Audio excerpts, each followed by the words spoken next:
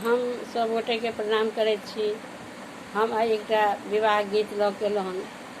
आशा करैत छी अहाँ सबके नीक लागत।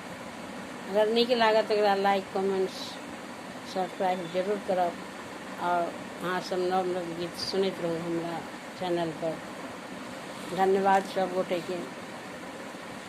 चलू सखी हिली मिली जनक के आंगन, दुल्हा बनल श्री राम हे।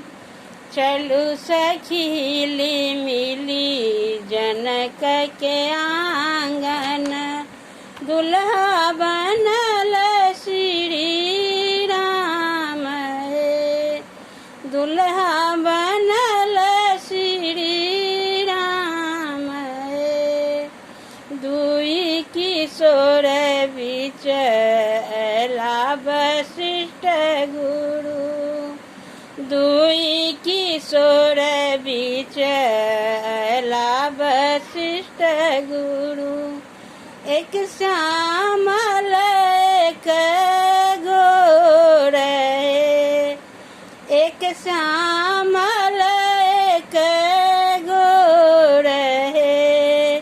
दुल्हा बनल श्री राम हे।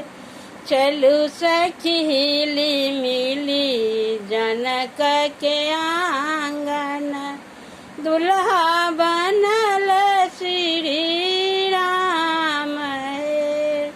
दुल्हा बनल श्री राम हे।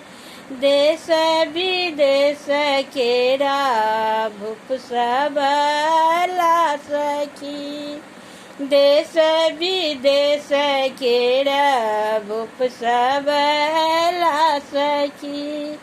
धनुषा छुबिए गेला निज धाम हे, छुबी छापि गेला निज धाम हे। जे शिव धनुषा छुबते काल टूटि गेल, जे शिव धनुषा छुबते काल टूटि गेल। रहि गेल सिया जी के मान हे, रहि गेल सिया जी के मान हे। दुल्हा बनल श्री राम हे। चलू सखी हिली मिली जनक के आंगन, चलू सखी हिली मिली जनक के आंगन, दुल्हा बनल श्री राम हे। दुल्हा बनल श्री राम हे। रंग बिरंग केर बाज गेल साज सखी, रंग बिरंग केर बाज गेल साज सखी। बरसल सुमन पार हे, बरसल सुमन पार हे।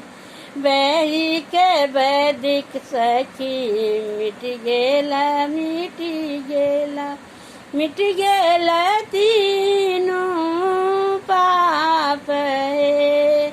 बही के वैदिक सखी मिट गेला, मिट गेल तीनों पाप हे।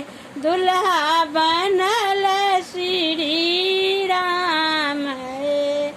चलू सखी हिली मिली जनक के आंगन, चलू सखी हिली मिली जनक के आंगन, दुल्हा बनल